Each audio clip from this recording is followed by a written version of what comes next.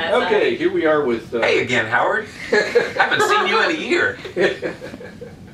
Here we are again on the 2013 Low-Carb Cruise. And Jimmy and Christy Moore have graciously Hi, Mom. agreed to come and talk with me. So, we made a podcast last time, and so we've got those stories about how you met and all that stuff. So what I'm really interested in is catching up over what happened since last year. Now you've been running an experiment with your ketones. Tell us about that.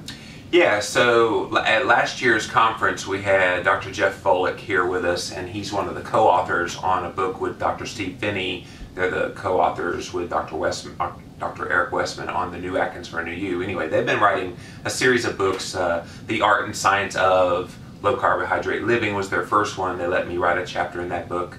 And then their last book that they talked about last year was The Art and Science of Low-Carbohydrate Performance. Now, it was meant to be an exercise performance book, but I was reading through, it's like $8 on Amazon, and I'm looking in the middle of it, and it says, measure blood ketones. And I'm going, well, wait a minute, blood ketones? I never heard of that before.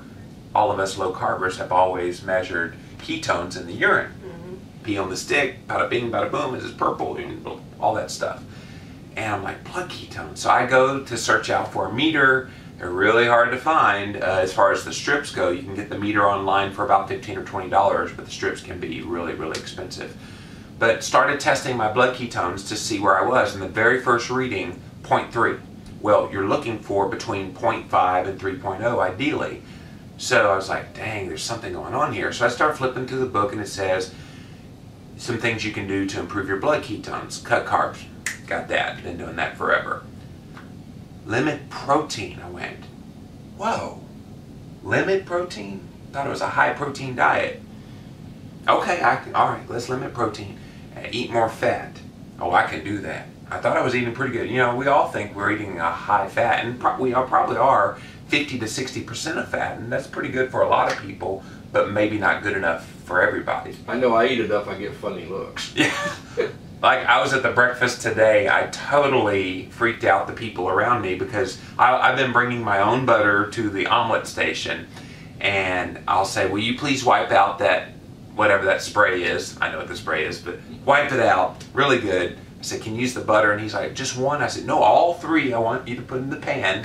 And then he scrambles up my eggs in there and makes the omelet for me, but it's like... And you asked for real eggs. And I asked for the real eggs because God knows what they use for eggs. You don't want powdered eggs. No. Yeah, whatever that stuff lecture is. About powdered eggs. Ooh, those things are oxidized. nasty.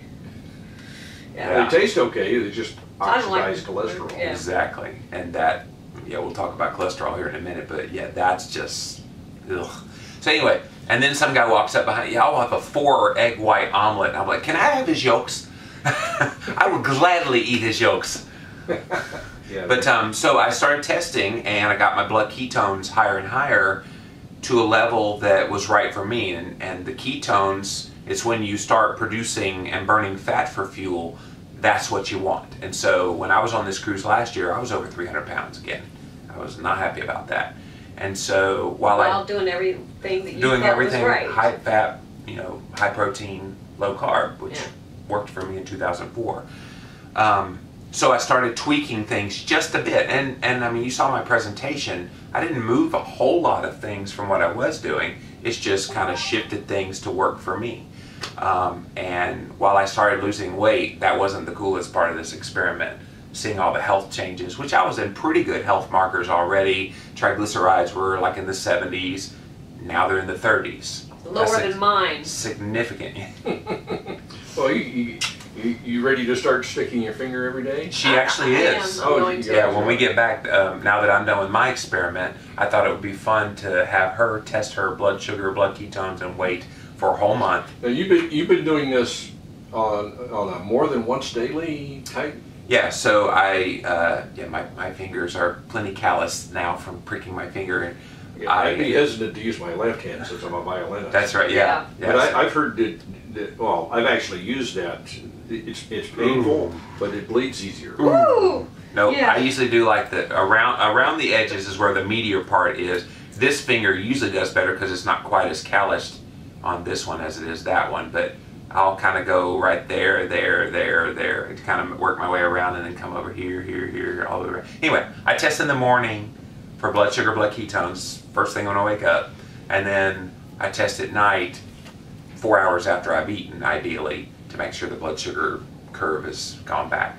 But then there's been some experiments where I've done every hour on the hour for like a week. Those weeks hurt because it's like 8 o'clock, 9 o'clock, 10 o'clock, 11 o'clock, 12 o'clock, 1 o'clock, 2 o'clock, 3 o'clock, and it's like on and on and on for the whole week. But some incredible information. I have really been glad to be able to get that out there for people because I think it's valuable, to see somebody like myself that I live and breathe this stuff and I was just having trouble. And you also had your measurements of cholesterol, and you used NMR? Yeah, so that I think is probably one of the better cholesterol tests that are out there. If you're going to test your cholesterol, there's an argument whether you should even test your cholesterol or not.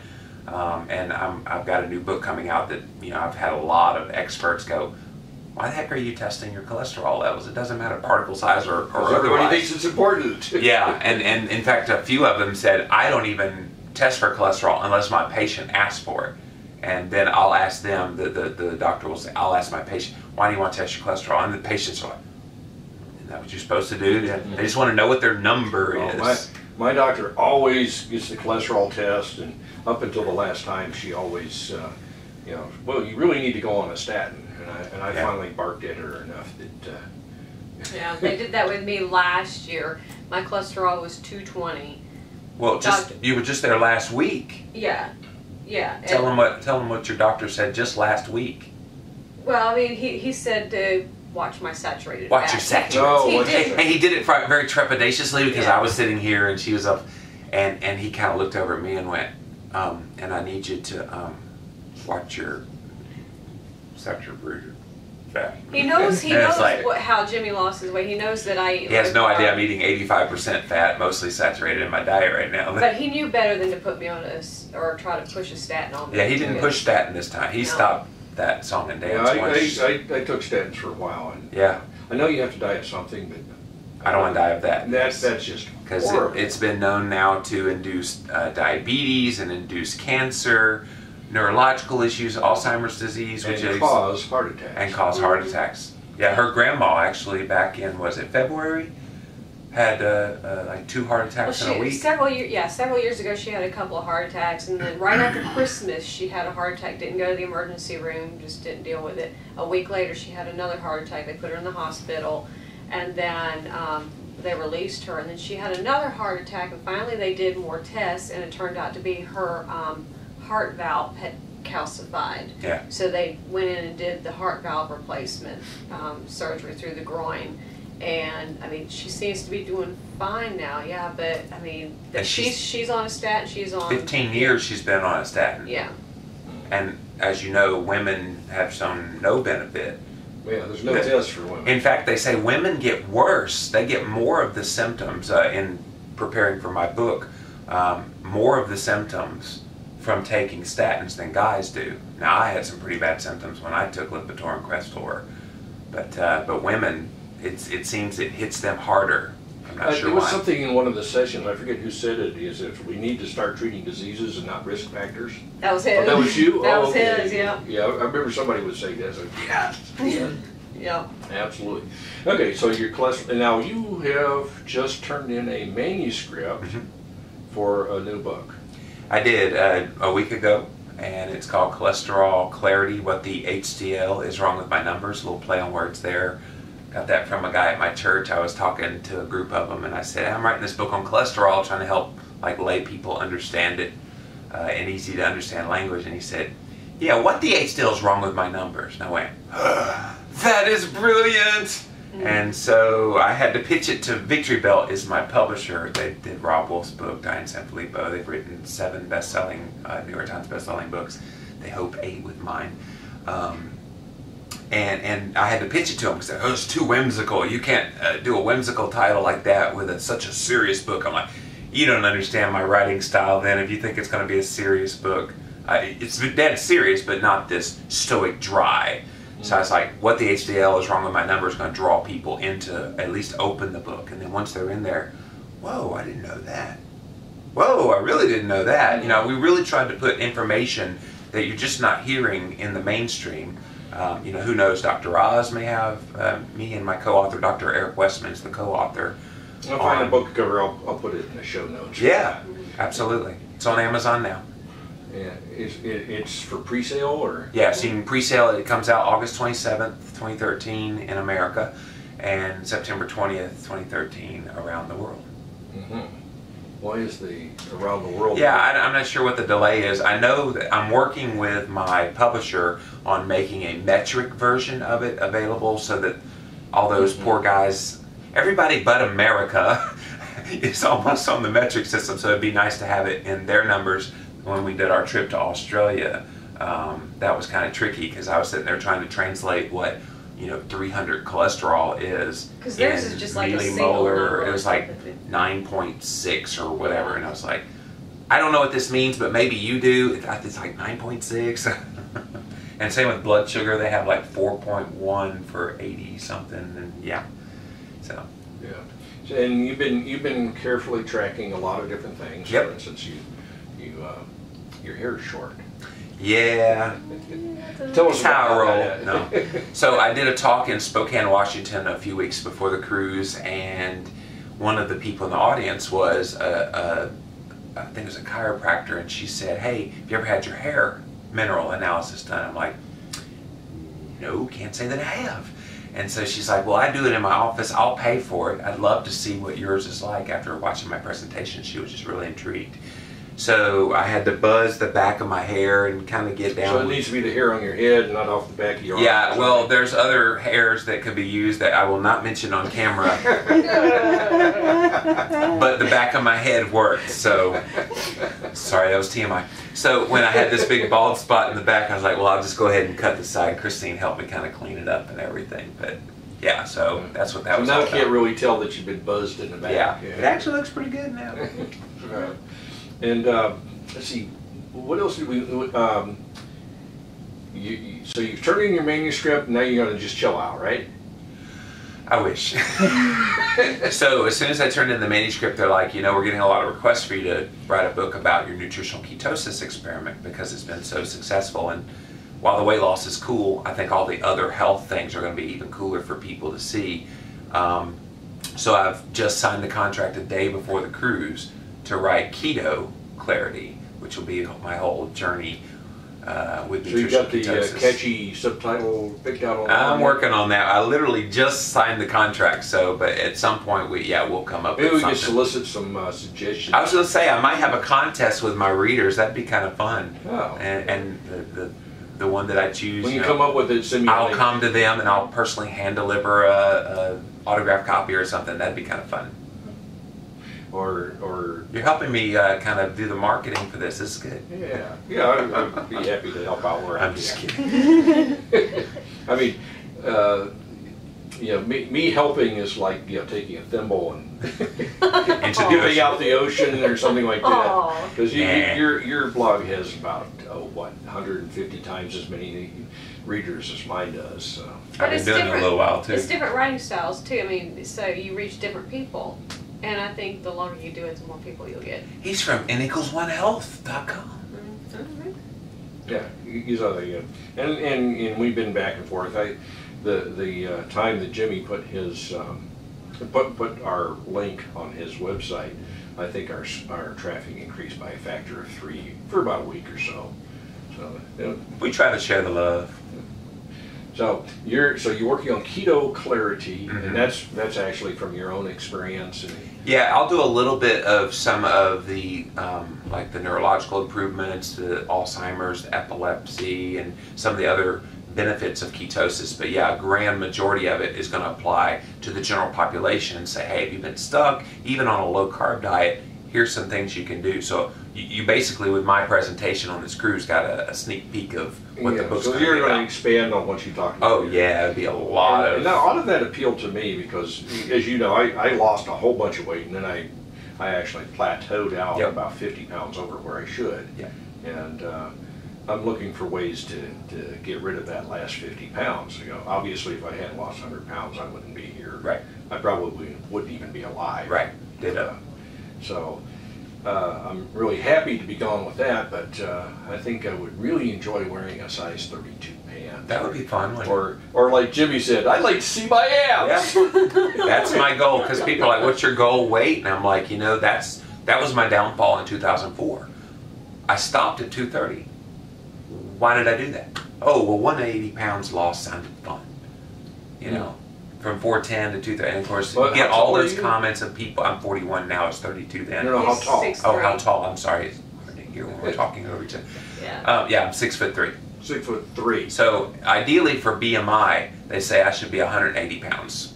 I would be emaciated. You'd have to run around in the shower and get wet at 180 Exactly. pounds. And I've been adding some muscle, so I figure I ought to be less. about 200, and I'm only 6 foot. Yeah. So if I was 210, I'd be happy with that. And muscular. Be solid with the cheese grater abs. That's going to happen one of these days. So having a non-weight related goal, I think is going to motivate me. Well, the only thing that really motivated me to begin with, or has kept me low carb and grain free, is my hands quit hurting after I started low carb. Yeah. And I tracked that down to gluten. Yeah. Or at least arthritis. wheat. Yeah. So that's Bill Davis would be so proud of you. Yep. I think I mentioned that to Bill Davis how come he wasn't here this time? Can't come every year. We try to mix them up. I mean, obviously, if you have the same speakers every year, it'd be kind of monotonous. And one person commented to me on my speaker selection this year, and they're like, I fully didn't expect to learn a lot because I know this stuff, but they're like, I learned a lot. I mean, you had like a nice eclectic group of people with all the speakers. I can't say I learned a whole lot from Dave Asprey because I've watched a number of his videos. Yeah. And he did cover some new points. Yeah. That I hadn't, in different ways that I heard from him before. Right. But he was a very entertaining speaker. Oh yeah, yeah. I think all of our speakers have done a good job. It was funny. Without mentioning names, some were much better than others. I think Dave Asprey was probably one of your best. Yeah, he did good. But my co-host on Low Carb Conversations, which you guys have been on before. Yeah, you need to get her enthusiasm. It was funny because enough. she had all of her notes on her screen and they disappeared as she was giving her talk. So she immediately had to switch from notes on the screen to OMG, I have to just talk. And I'm like, she knows this stuff like that back of her head, but she was so revved up that she was like talking so fast. She told me, okay, it's 45 minutes, so I let me know if I'm going over. And 30 minutes later, she was done. I'm like, I thought you had plenty of room to go to 45. But she's cute. Mm-hmm. Well, is there anything else that we've left out? Did we talk about Australia? Oh, yeah, you went to Australia in November 2012. Yep. So it was funny. So last year on the cruise we met. Rod Taylor and Jamie Hayes, and they asked us to come do a speaking tour. Yes. I'll have to mention here that I am officially jealous. Oh. I actually had a You're not the job only. at the time, and the company was talking about sending me to Australia for a year. Wow. And it not only did not happen, and all other things didn't happen, I ended up quitting the company. Wow.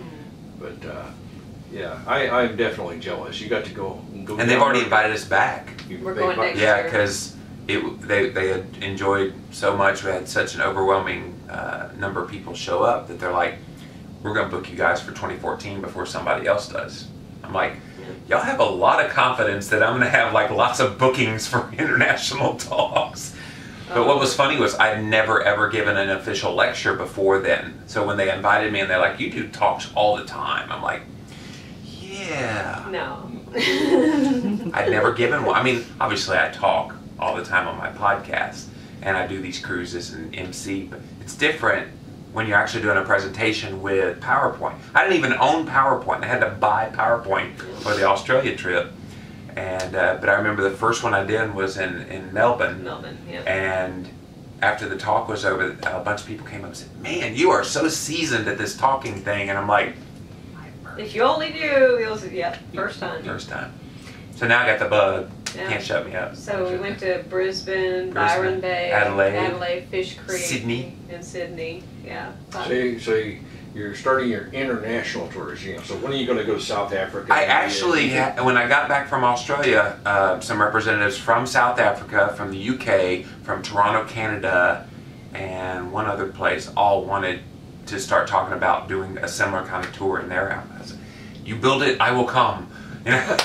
So, and I've got to work on a cholesterol No, I'm presentation. really jealous. Yeah, I know, right? Maybe we can sneak you along There we go. to record it or something. I don't know. Yeah, I got to get my name out there and a little bit more recognized. Nobody knows who Howard Harkness is. Everybody knows who Jimmy Moore is. Famously or infamously, either one. He's famous in his own mind. Yeah. I'm just kidding, baby. Now, is there anything else we've left out? Not So we pretty much caught up on last year, Yeah. and you're already working on your new book, so you're basically got the candle lit on both ends and in the But middle. I'm grounded. I know how to pace myself. With writing the cholesterol book, I go to the library at 9 a.m. Pace yourself with how many podcasts? You got low carb. I know, right? You tell him. Low carb conversations. But you know what, Howard? When you're passionate, you've got to get the message out. And I made a little comment in between sessions this week that how many people have blogs and are active on the social media, and the people stood up, and it was about maybe a third of the room. I said, the rest of you need to get with the program because we need all your voices. And no, you probably don't have a potential to have as big a platform as I have. I've built that over blood, sweat, and tears for many years. But we all have a voice, and we all have something different to say. What Howard Harkness says on his blog isn't the same as what Jimmy Moore does on his blog. So we need all those unique people to be writing about their experiences because that's the only way we're going to change things. And of course, you do this sort of thing full time. It's full time, yeah. I write software for a living. Yeah, exactly. Yeah, and I Play teach the little kids how violin, to play the violin, which you did wonderful at dinner time the well, other thank night. you. So, yeah. Did we ever talk about how I had made the decision to go full time with this? Did we do that last year? I don't remember. I think you mentioned something. I have to go back and listen to the podcast Yeah. again. But go ahead. Perfectly acceptable to hear it again. Okay, because I think that's interesting because people are like, well, yeah, you do this full time, blah, blah, blah. I'm like, you know how much of an act of faith that was to try to make this a full-time thing? Now, you were thinking about going into politics or something. Yeah, so my education, my background is in, I had a double major in English, that's where I get the writing from, and political science. And then I went to get my master's degree in public policy, which is kind of interesting. Maybe someday I'll use it. I know we talked about that last year. But when I decided to go full-time with Living La Vida Low Carb, this was before my podcast was out, I did this.